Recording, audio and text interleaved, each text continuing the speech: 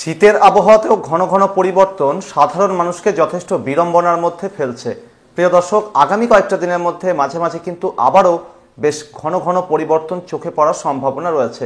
মাঝে মধ্যে অসময়ে বৃষ্টিরও সম্ভাবনা, বঙ্গোপসাগরে নতুন করে ঘূর্ণিঝড় তৈরি হওয়ারও আশঙ্কা রয়েছে। প্রিয় দর্শক, আজ হলো ডিসেম্বরের 2 তারিখ, সোমবার, সাল 2024। আজকের পূর্বাভাসে আপনাদেরকে জানাবো যে আগামী কয়েকটি দিনের মধ্যে কোথায় কেমন বড় ধরনের পরিবর্তন ধরা পড়তে পারে, অসময়ে বৃষ্টির আশঙ্কা কবে কোথায় রয়েছে। যারা এখনো পর্যন্ত ওয়েদার উইথ শুভেন্দু চ্যানেলটি সাবস্ক্রাইব করেননি, আবহাওয়ার সঠিক পূর্বাভাস পাওয়ার জন্য চ্যানেলটিকে এখনই সাবস্ক্রাইব আর ফলো করে রাখুন। প্রিয় দর্শক, ভারতীয় সময় ঘড়িতে এখন সকাল 9:56, অর্থাৎ প্রায় 10টা বাজে। এই মুহূর্তে আমরা যদি উইন্ড প্যাটার্নের দিকে নজর রাখি তাহলে দেখা যাচ্ছে যে ঘূর্ণিঝড় ফেইঞ্জাল তামিলনাড়ুর পুদুচেরি উপকূল এবং সংলগ্ন আশেপাশের এলাকাতে ল্যান্ডফল করে ধীরে ধীরে এই মুহূর্তে তামিলনাড়ুর পশ্চিম প্রান্ত এবং সংলগ্ন এলাকাতে অবস্থান করছে। এটা ধীরে ধীরে কর্ণাটক রাজ্য হয়ে আরব সাগরের দিকে গিয়ে আরও একবার শক্তিশালী হওয়ার সম্ভাবনা রয়েছে। অর্থাৎ এই ওয়েদার সিস্টেমটি যত পশ্চিমের দিকে সরবে, বাংলার আবহাওয়াতে বিশেষ করে যে এলাকাগুলোতে এখনো পর্যন্ত মেঘ রয়েছে, ওড়িশার যে এলাকাগুলোতে এখনো পর্যন্ত মেঘ রয়েছে, সেগুলো ধীরে ধীরে কাটতে থাকবে যত এই সিস্টেমটা পশ্চিমের দিকে সরবে।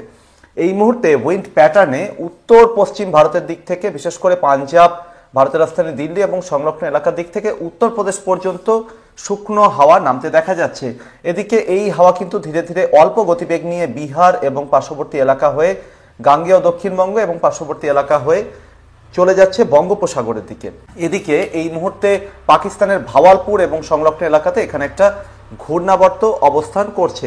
এরই সাথে ভারতের রাজধানী দিল্লির ঠিক পাশে পশ্চিম প্রান্তে এখানে একটা অ্যান্টিসাইক্লোন অবস্থান করছে। আগামী কয়েকটা দিনের মধ্যে পশ্চিমবঙ্গ এবং বাংলাদেশের সুন্দরবন এলাকাটা এবং এর আশেপাশের জায়গার উপরে একটা অ্যান্টিসাইক্লোন শক্তিশালী হওয়ার সম্ভাবনা রয়েছে, অর্থাৎ বিপরীত ঘূর্ণাবর্ত, যেটা বায়ুপ্রবাহকে এইভাবে চালিত করবে, অর্থাৎ ক্লকওয়াইজ ঘড়ির কাঁটার দিকে বায়ুপ্রবাহকে চালিত করবে এবং সেই বায়ুপ্রবাহের কেন্দ্র থেকে বাতাস ক্রমশ ছিটকে বাইরের দিকে বেরোতে থাকবে।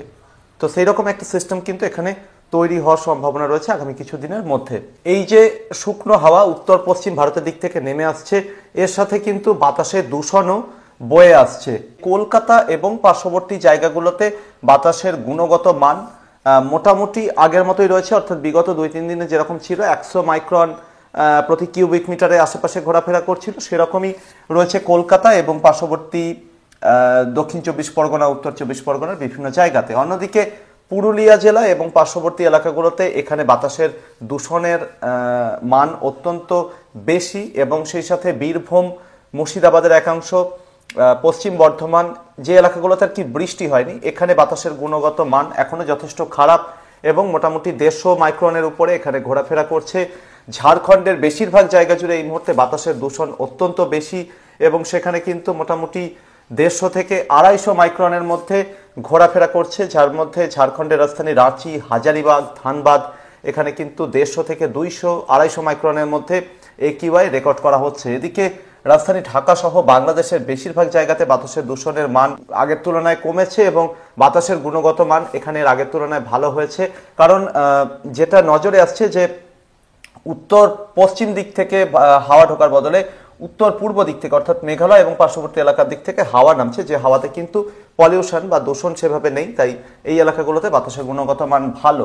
ত্রিপুরা এবং মেঘালয় বিভিন্ন জায়গাতেও বাতাসের গুণগত মান যথেষ্ট ভালো রয়েছে। এদিকে বিহারের বিভিন্ন জায়গাতে কিন্তু বাতাসের গুণগত মান যথেষ্ট খারাপ নজরে আসছে এবং এখানেও কিন্তু মোটামুটি 150 থেকে 250-300 মাইক্রনের মধ্যে প্রতি কিউবিক মিটারে ঘোরাফেরা করছে এবং এখানে কিন্তু শ্বাস প্রশ্বাস নেওয়া যথেষ্ট ক্ষতিকারক একটা পর্যায়ে রয়েছে। এরকমই যেরকম দেখা যাচ্ছে যে মাধোপুর বিহারের এখানে কিন্তু 531 মাইক্রন প্রতি কিউবিক মিটারে রেকর্ড করা হচ্ছে। বুঝতে পারছেন যে কতটা সিভিয়ার বা মারাত্মক পর্যায়ে রয়েছে এখানে বাতাসের গুণগত মান। প্রিয় দর্শক, এই যে বাতাসের গুণগত মান, এই বিষয় নিয়ে এত বেশি আলোচনা কেন করতে হচ্ছে? কারণ বাতাসের গুণগত মান যত খারাপ হবে ততই কিন্তু আপনার স্বাস্থ্যের জন্য সেটা অত্যন্ত খারাপ।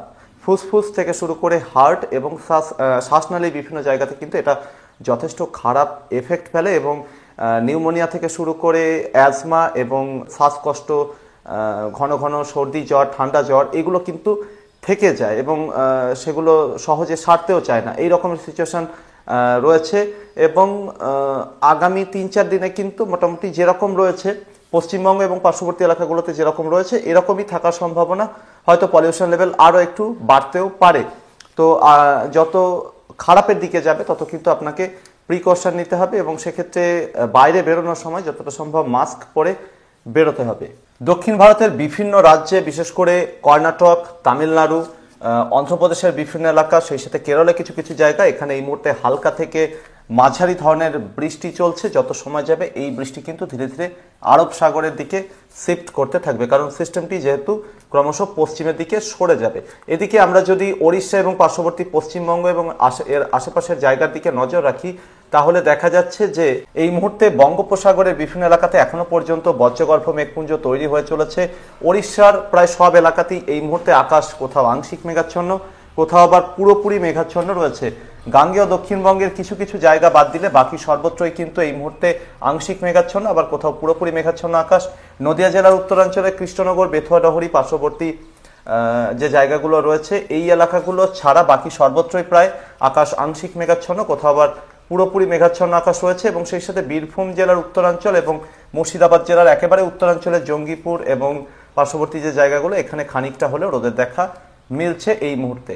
এদিকে উত্তরবঙ্গের মালদা এবং 2 দিনাজপুর থেকে শুরু করে পাহাড়ি এবং তরাই ডুয়ার্সের সমস্ত জেলা, ঝাড়খণ্ডের উত্তরাঞ্চলের বিভিন্ন এলাকা, বিহারের সব এলাকা, বাংলাদেশের উত্তরাঞ্চলে রংপুর, রাজশাহী, ময়মনসিংহ, সিলেট ডিভিশন, সেই সাথে ঢাকা ডিভিশনের মধ্যাঞ্চলে কিছু কিছু জায়গা, সেই সাথে আসামের সমস্ত এলাকা, মেঘালয়ের সমস্ত এলাকা, ত্রিপুরার প্রায় উত্তরাঞ্চলে বেশিরভাগ এলাকা, এই এলাকাগুলোতে আকাশ মোটের উপর পরিষ্কার রয়েছে।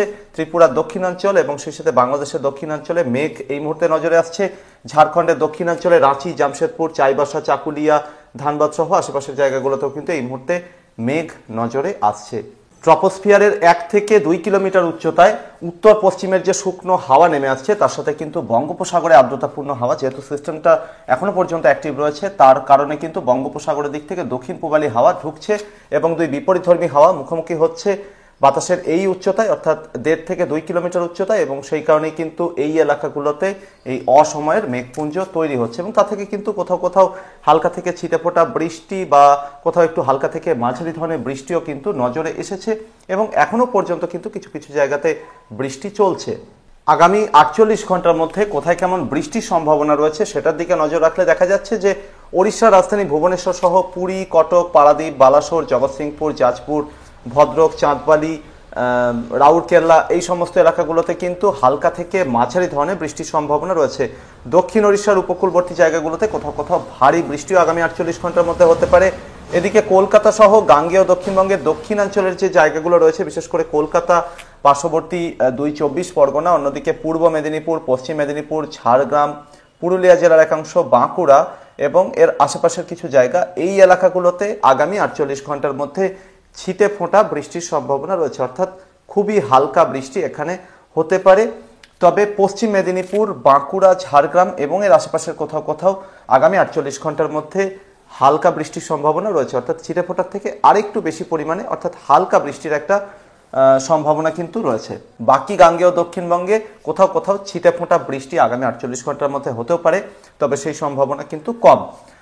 এদিকে উত্তরবঙ্গের মালদা থেকে শুরু করে 2 দিনাজপুর, অন্যদিকে আলিপুরদুয়ার, কোচবিহার, জলপাইগুড়ি, এই জেলাগুলোতে শুকনো আবহাওয়ায় থাকবে। দার্জিলিং, কালিম্পংয়ের কোথাও কোথাও আগামী 48 ঘন্টায় ছিটেফোঁটা হালকা বৃষ্টি হতেও পারে। বিহারের সমস্ত এলাকাতে শুকনো আবহাওয়া থাকবে। ঝাড়খণ্ডের দক্ষিণাঞ্চলের চাইবাসা, জামশেদপুর, রাঁচি, চাকুলিয়া, এই এলাকাগুলোতে আগামী 48 ঘন্টার মধ্যে ছিটেফোঁটা থেকে হালকা বৃষ্টি হতে পারে। উত্তর ঝাড়খণ্ডের দিকে বৃষ্টির সেরকম কোনো সম্ভাবনা নেই। এদিকে বাংলাদেশের উত্তরাঞ্চলে রংপুর, রাজশাহী, ময়মনসিংহ, সিলেট ডিভিশনে বৃষ্টির সেরকম কোনো সম্ভাবনা নেই।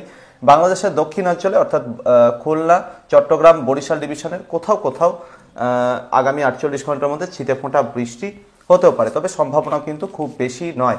ত্রিপুরাতে আগামী 48 ঘন্টা শুকনো আবহাওয়া থাকার সম্ভাবনাই বেশি।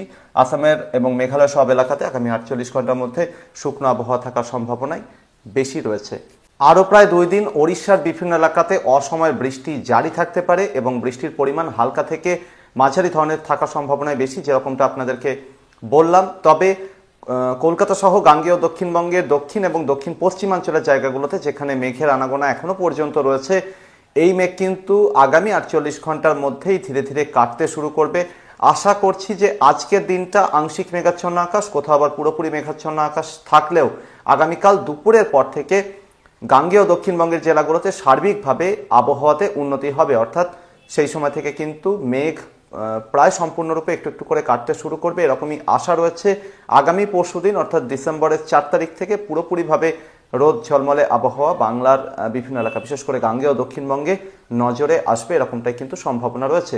সেই সাথে বাংলাদেশের দক্ষিণাঞ্চল এবং ত্রিপুরার বিভিন্ন জায়গা, ঝাড়খণ্ডের দক্ষিণাঞ্চলের বিভিন্ন জায়গাতেও কিন্তু এই অসময়ের মেঘ আগামী পরশুদিন থেকে সম্পূর্ণরূপে কেটে যাবে, এরকমই কিছুটা আশা রয়েছে।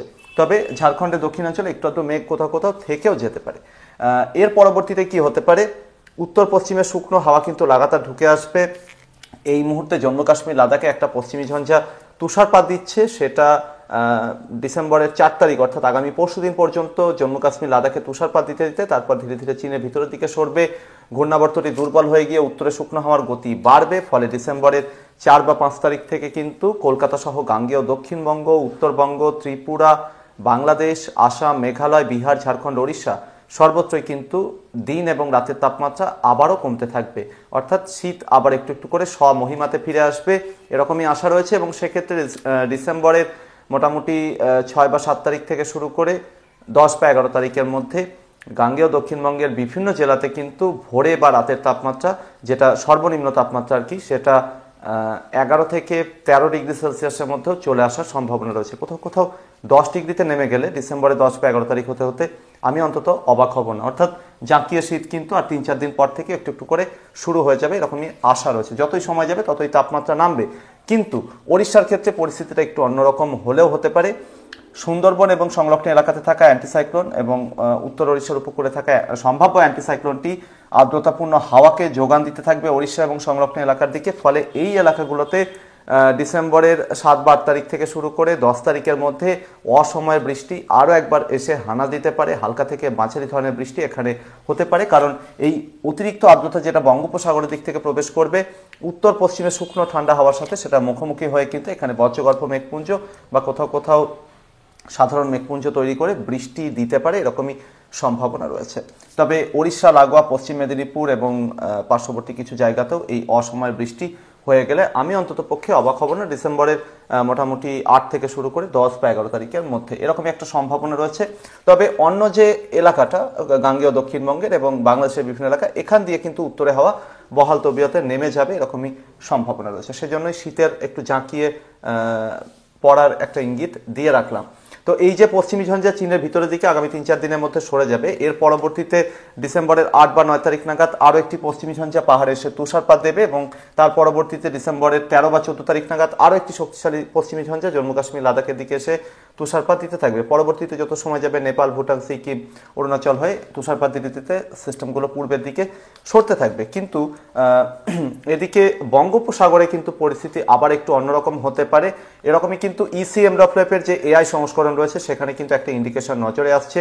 এর আগের বিভিন্ন পূর্বাভাসে আপনাদেরকে যদিও বলেছিলাম যে যত সময় যাবে ততই কিন্তু বঙ্গোপসাগরে আরও একটা সিস্টেম তৈরি হওয়ার সম্ভাবনা রয়েছে। তো সেক্ষেত্রে দেখা যাচ্ছে যে দক্ষিণ বঙ্গোপসাগর এবং সংলগ্ন সুমাত্রার বান্দাজ উপকূল যে জায়গাটা রয়েছে এখানে কিন্তু একটা সিস্টেম ধীরে ধীরে উদয় হতে পারে এবং সেক্ষেত্রে ডিসেম্বরের 10 বা 11 তারিখ হতে হতে কিন্তু বঙ্গোপসাগরের একেবারে দক্ষিণাঞ্চল এবং লাগোয়া আশেপাশের জায়গাতে এখানে একটা নিম্নচাপ তৈরি হওয়ার সম্ভাবনা এবং ডিসেম্বরের 12 বা 13 তারিখ হতে হতে কিন্তু সিস্টেমটা ধীরে ধীরে শক্তিশালী হতে থাকবে, এরকমই ইঙ্গিত রয়েছে ECMWF-এর AI মডেলে। এবং ধীরে ধীরে এটা কিন্তু উত্তর পশ্চিম দিকে অর্থাৎ অন্ধ্র তামিলনাড়ু উপকূলের দিকে এগোনোর সম্ভাবনা থাকছে প্রথম দিকে।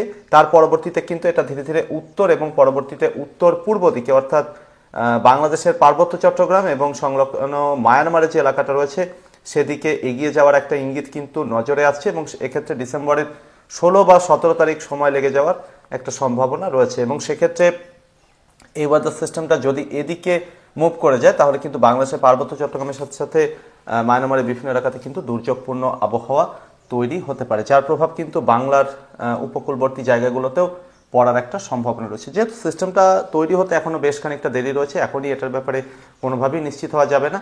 তবে পরিস্থিতির দিকে আমি কড়া নজর রাখছি, আপনারা নজর রাখতে থাকুন ওয়েদার উইথ শুভেন্দু চ্যানেলের দিকে।